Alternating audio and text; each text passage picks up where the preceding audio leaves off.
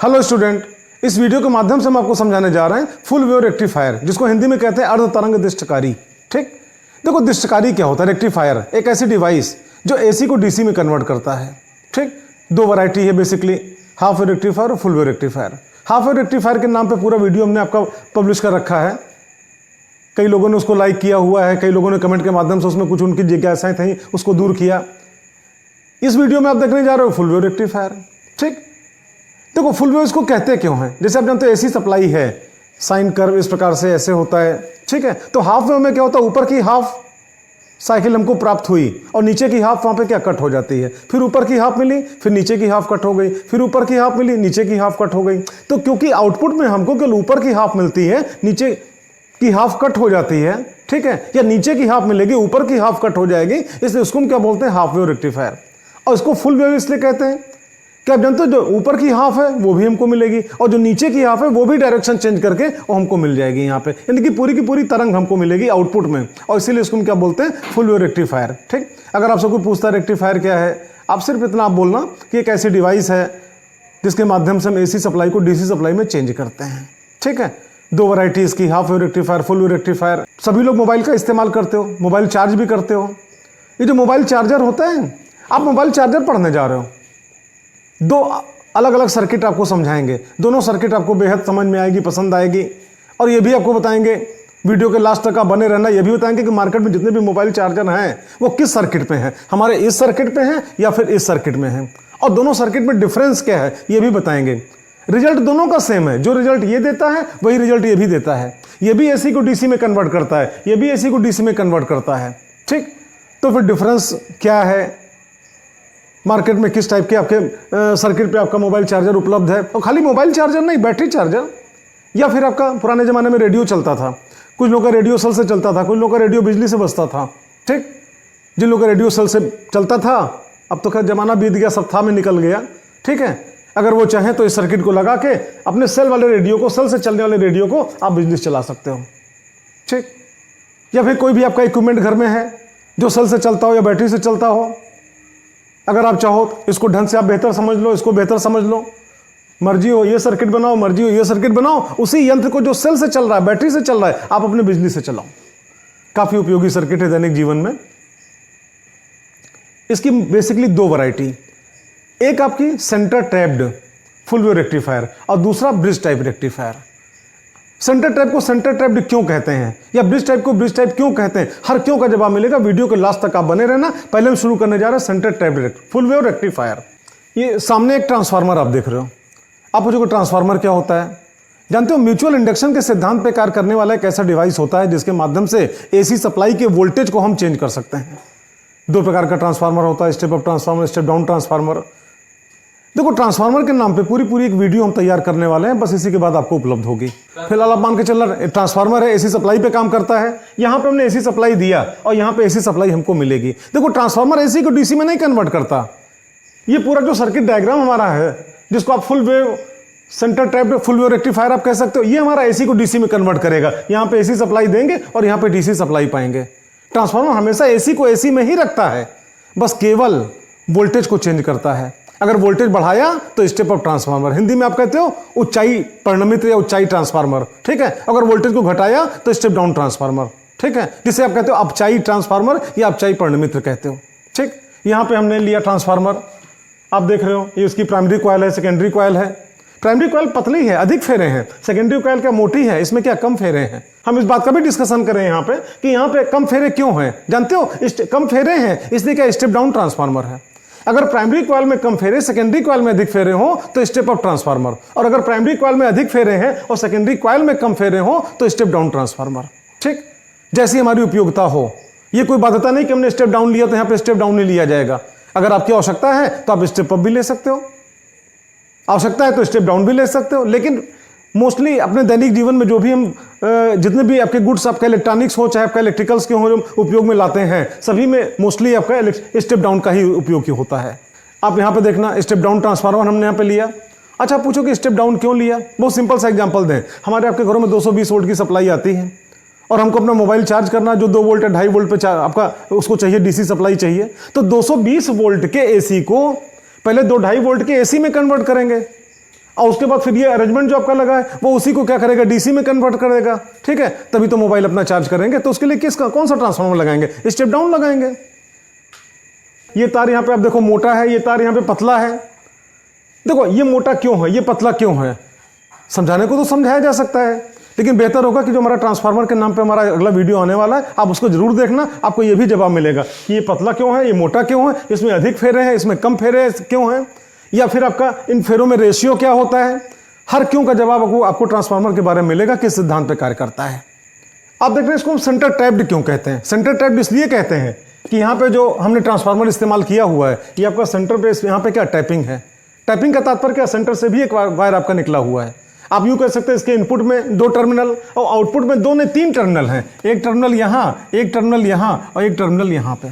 ठीक, जैसे मान लो 220 वोल्ट को 6 वोल्ट में कन्वर्ट करना है। ठीक है, तो आप खुद यहाँ पे देखना, ये आपका 220 वोल्ट की सप्लाई दोगे और मार्केट में आप जानते हो क्या बोलोगे आप ट्रांसफार्मर खरीदते समय कि 606 का हमको एक ट्रांसफार्मर आप दे दो। तो आप जानते हो ये 6, ये 0 और ये 6, और आप जानते हो जिस समय ये +6 उस समय ये -6, और -6 के तुरंत बाद ये +6 उस समय क्या -6, -6 के तुरंत बाद ये +6 उस समय क्या है -6। ठीक, और ये परमानेंट आपका कितने पे, 0 वोल्ट पे।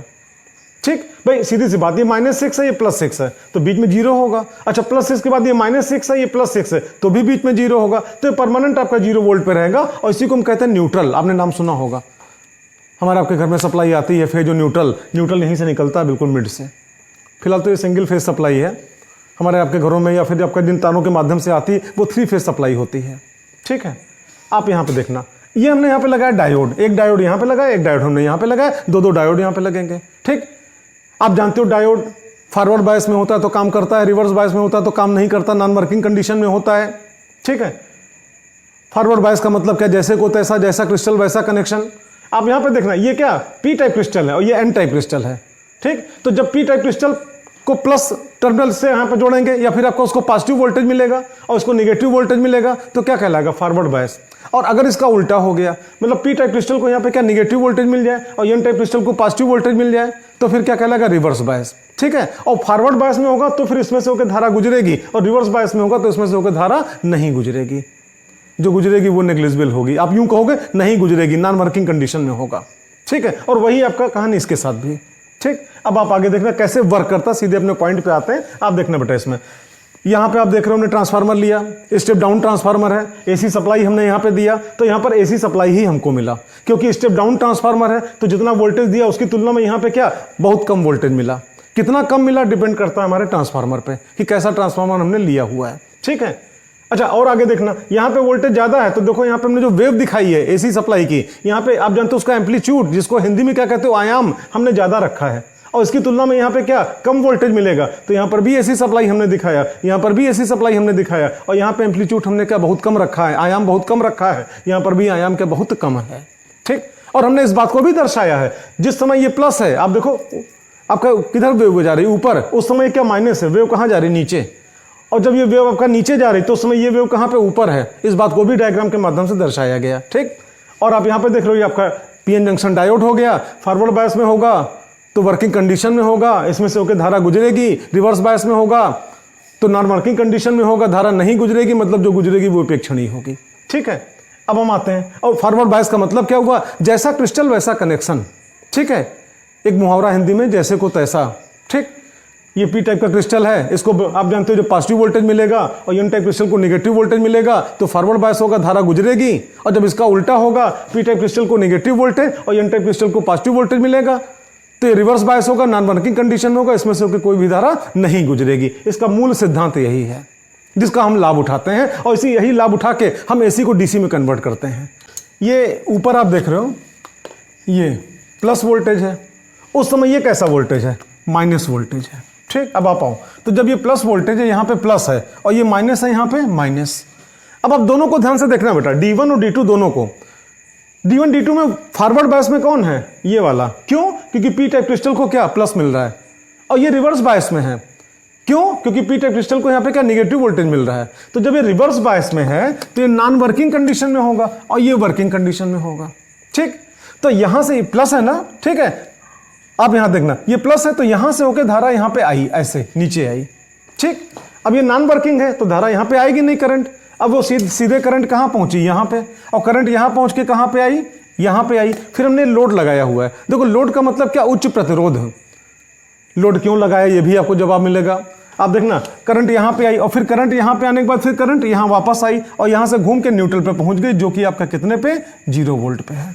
ठीक, तो आप देखो फेज से चली ऐसे घूम के और यहाँ पे न्यूट्रल पे आ गई। ठीक, तो ऐसी कंडीशन में लोड में से धारा गुजरी ऊपर से नीचे की ओर, तो लोड के सिरों पर विभवांतर हमको मिलेगा।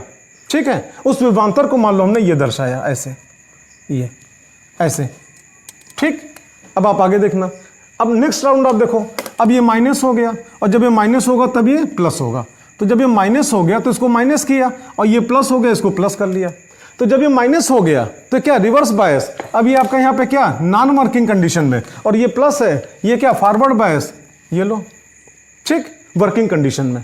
और जब ये वर्किंग कंडीशन में आया तो करंट यहाँ से निकलेगा और करंट निकल के ये गया, ऐसे ऊपर आया।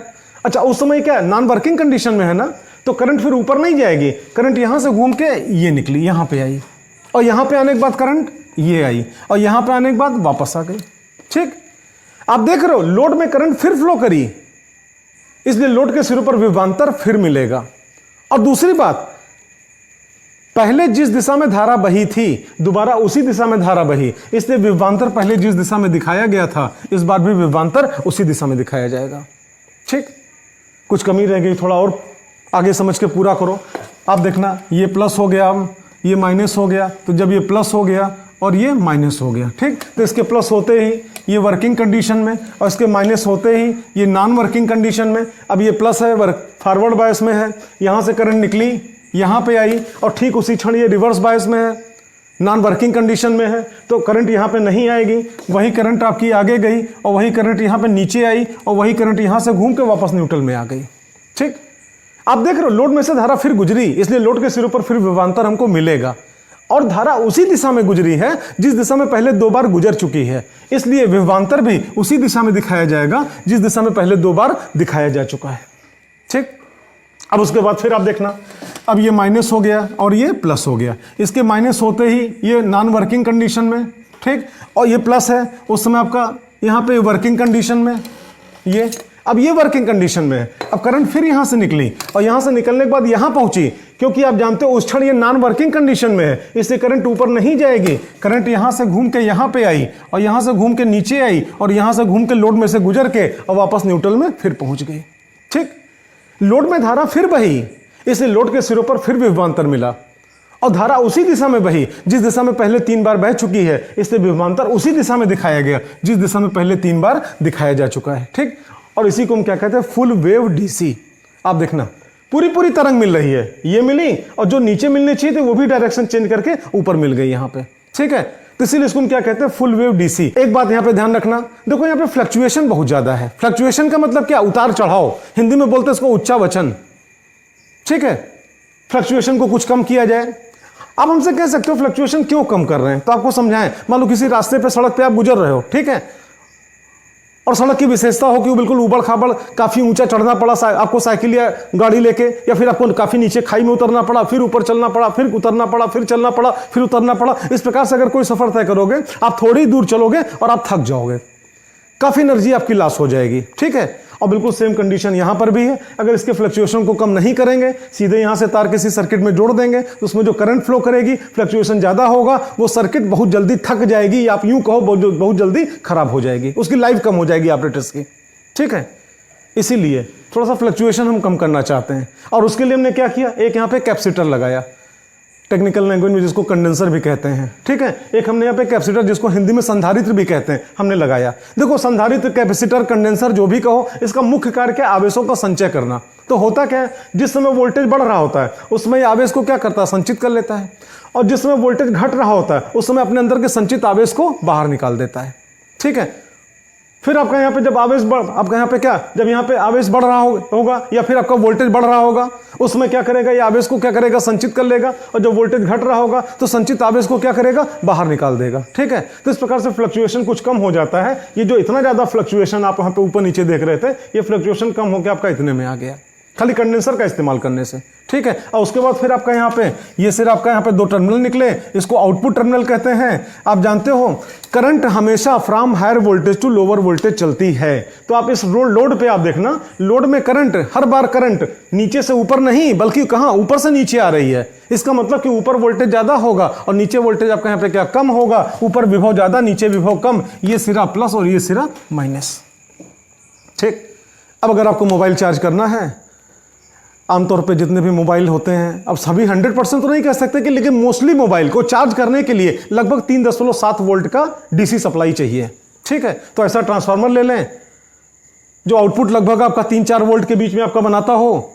इनपुट में 220 वोल्ट की एसी सप्लाई देंगे, आउटपुट में 3-4 वोल्ट की एसी सप्लाई यहाँ पे प्राप्त करेंगे और ये सर्किट लगा देंगे। तो वही हमको यहाँ पे क्या, लगभग मोबाइल के चार्जर को जितना वोल्टेज चाहिए लगभग उतने वोल्टेज की हमको यहाँ पे क्या मिल जाएगी, डीसी मिल जाएगी। और यहाँ से तार निकाल के, आप जानते हो बैटरी में प्लस माइनस होता है, तो प्लस के तार को निकाल के बैटरी के प्लस से जोड़ दो और माइनस के तार को निकाल के बैटरी के माइनस से जोड़ दो, ठीक है। आराम से आप इसको लगा के आधे घंटे छोड़ दो, आपका मोबाइल चार्ज हो जाएगा। इधर आपने बिजली की सप्लाई से जोड़ा, इधर आपका मोबाइल का चार्जर आपने जोड़ दिया। चार्जर नहीं जोड़ना बल्कि मोबाइल की सीधे बैटरी यहां पे जोड़नी है, चार्जर तो ये है, ठीक। या फिर आपका बैटरी चार्जर बनाना है या कोई भी आपको डीसी सप्लाई आपको जितने वोल्टेज की चाहिए उस हिसाब से अपना ट्रांसफार्मर यहाँ पे इस्तेमाल करो, एसी को डीसी में कन्वर्ट करो, ठीक है। ये पूरा अरेंजमेंट आपका यहाँ पे क्या कहलाता है, centre tapped full wave rectifier कहलाता है। फुल वेव क्यों कहलाता है, क्योंकि पूरी की पूरी तरंग आपको मिल रही है। सेंटर टैप्ड क्यों कहलाता है, क्योंकि आप यहाँ पे देख रहे हो इसके आउटपुट में 3 टर्मिनल हैं। एक टर्मिनल जो बीच वाला हमेशा 0 वोल्ट पे, जिसको न्यूट्रल कहते हो, ये आपका यहाँ पे जो कॉइल है, कॉइल के मिड से बाहर निकाला गया, सेंटर से बाहर निकाला गया। टैप्ड मतलब क्या, जैसे टैपिंग करना, बोलचाल की भाषा में को कटिया मारना, ठीक है। तो बीच से आपका कटिया मार लिया गया आपका यहाँ पे, इसलिए आपका सेंटर टैप्ड कहलाता है और फुल वेव डीसी सप्लाई देता है, इसलिए इसको सेंटर टैप्ड और फुल वेव रेक्टिफायर कहते हैं, ठीक। अब हम यही रेक्टिफायर एक दूसरे प्रकार से आपको समझाने जा रहे हैं, ध्यान से समझना। इससे ज्यादा महत्वपूर्ण वो है, जब समझ जाओगे तब बताएंगे महत्वपूर्ण क्यों है। देखो इस सर्किट के माध्यम से भी हम एसी को डीसी में कन्वर्ट कर सकते हैं, ये भी हमारा फुल वेव रेक्टिफायर है, पूरी तरंग को आपका रेक्टिफाई करेगा। लेकिन इसको हम क्या कहते हैं, ब्रिज टाइप कहते हैं। तो पहले आपको समझा ब्रिज टाइप क्यों कहते हैं। आपने व्हीटस्टोन ब्रिज नाम सुना होगा, व्हीटस्टोन ब्रिज पे पूरा एक वीडियो हमने बना रखा है, उसमें फार्मूला आपका निकल के आता है P/Q that is equal to R/S। तो आप जानते हो ये जो आप यहाँ पे देख रहे हो, जैसे इसका डायग्राम देखने में लग रहा है व्हीटस्टोन ब्रिज है, यहाँ पे सप्लाई दिख रही है, यहाँ पे कुछ दिख रहा है, ठीक है। इसलिए इसको हम क्या बोलते हैं, bridge type full wave rectifier. देखो ब्रिज टाइप क्यों कहते हैं, क्योंकि देखने में व्हीटस्टोन ब्रिज टाइप का दिख रहा है ये।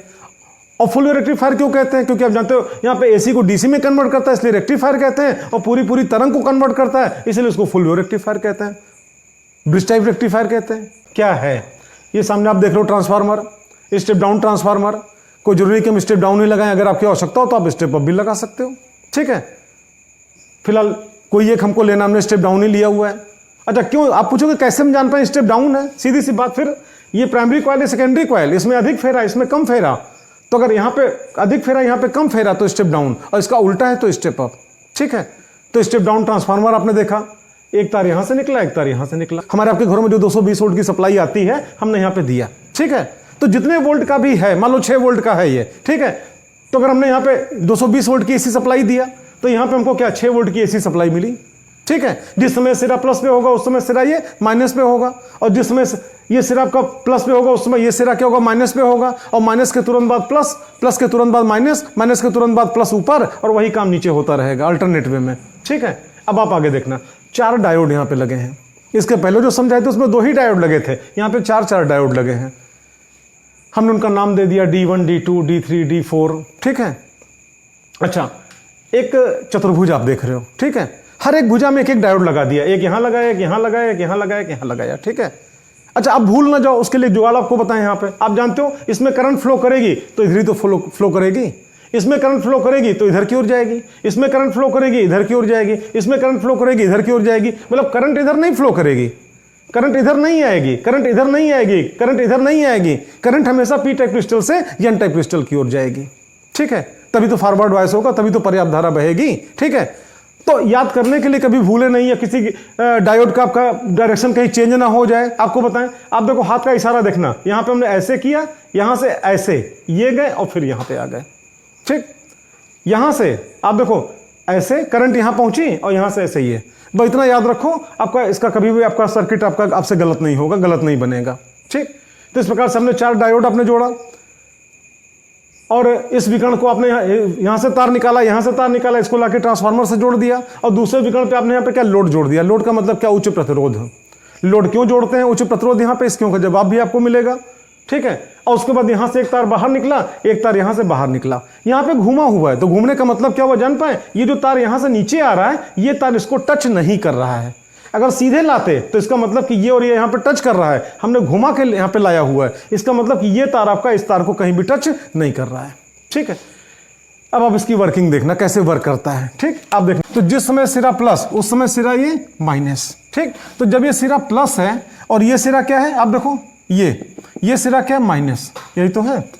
ठीक, आप यहां पे देखना, ये सिरा प्लस, आप देखो ऊपर यहां पे हमने कलर कर दिया, शेडेड कर दिया। ठीक, और नीचे वाला आपको आपका ये सिरा, तो जिस समय ये प्लस उस समय माइनस होगा, तो यहां पे प्लस लिख दिया, यहां पे माइनस लिख दिया। ठीक, आपको समझने में आसानी रहे।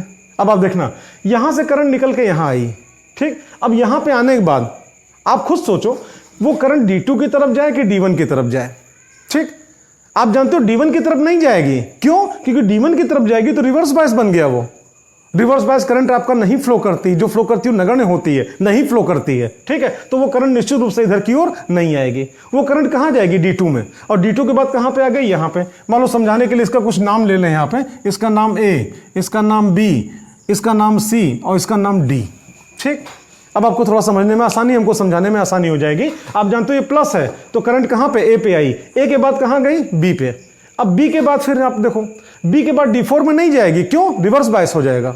ठीक है, तो B के बाद कहां जाएगी? लोड में। और लोड के बाद कहां पहुंची? D पे। ठीक, अच्छा, अब जब D पे आई तो करंट ऊपर D1 में भी जा सकती है, फॉरवर्ड बायस पड़ रहा है, और नीचे इसमें D3 में भी जा सकती है, फॉरवर्ड बायस पड़ रहा है, लेकिन वो करंट D1 में नहीं जाएगी। क्यों नहीं जाएगी? उसका जवाब ले लो। आप जानते हो करंट हमेशा from higher voltage to lower voltage चलता है।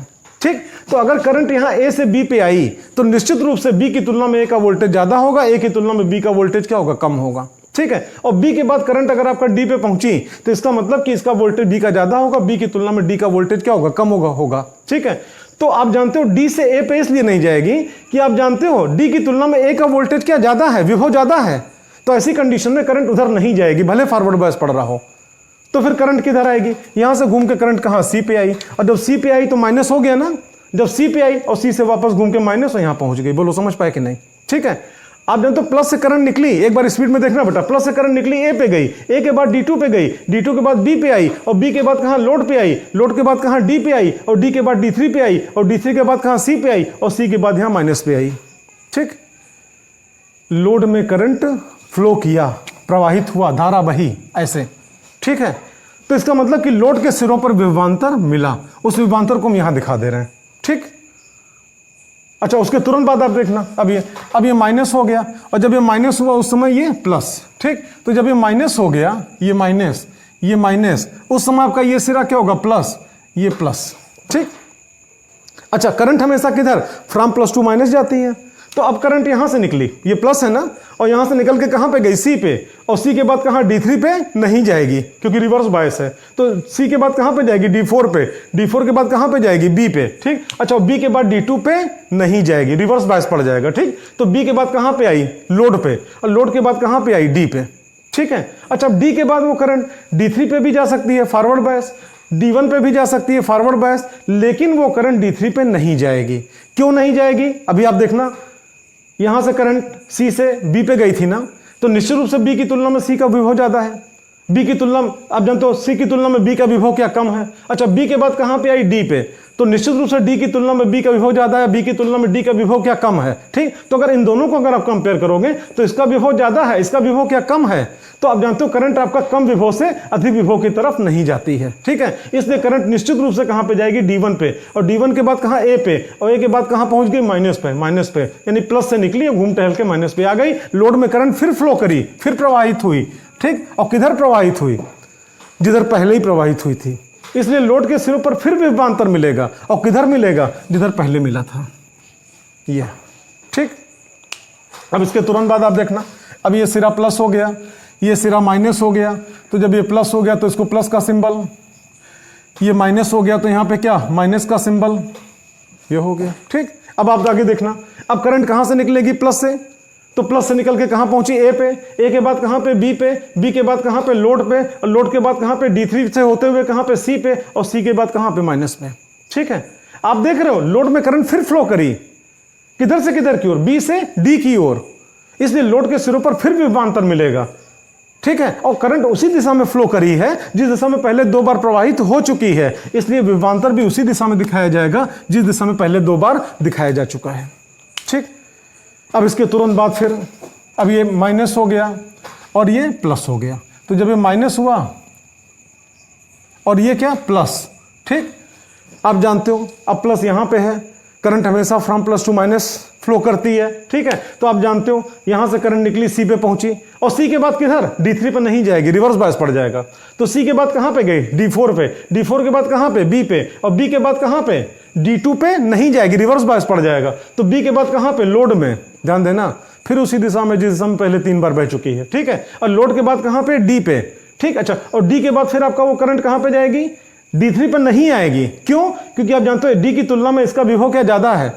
भाई सीधी सी बात, यहां से करंट यहां गई थी तो ये ज्यादा था, ये कम था, यहां से करंट यहां पे आई तो इसका विभव ज्यादा, इसका विभव कम है।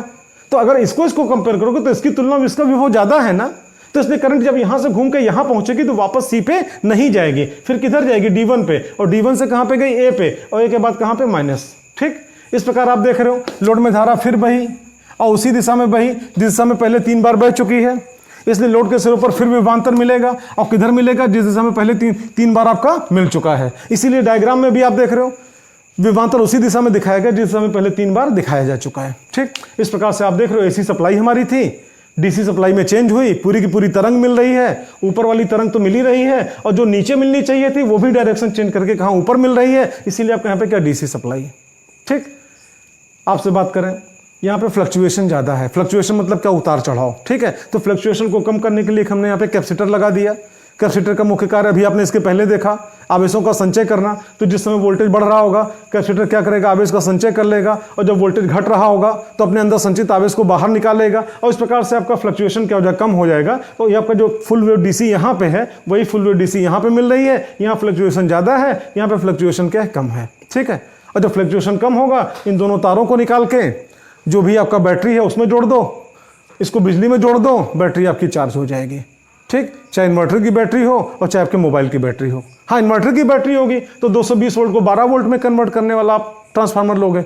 मोबाइल की बैटरी होगी तो 220 वोल्ट को 3 वोल्ट या 4 वोल्ट में कन्वर्ट करने वाला आप यहाँ पे ट्रांसफार्मर लोगे। तो जैसी बैटरी चार्ज करनी होगी इस प्रकार का आप ट्रांसफार्मर इस्तेमाल करोगे, और इस प्रकार से आप यहाँ पे अगर देखो तो पूरा अरेंजमेंट, पूरा सिस्टम क्या कर रहा है, एसी को डीसी में कन्वर्ट कर रहा है, रेक्टिफायर के रूप में कार्य कर रहा है। रेक्टिफायर क्या होता है, दिशकारी क्या होता है, एक ऐसी डिवाइस होती है जो एसी को डीसी में कन्वर्ट करती है।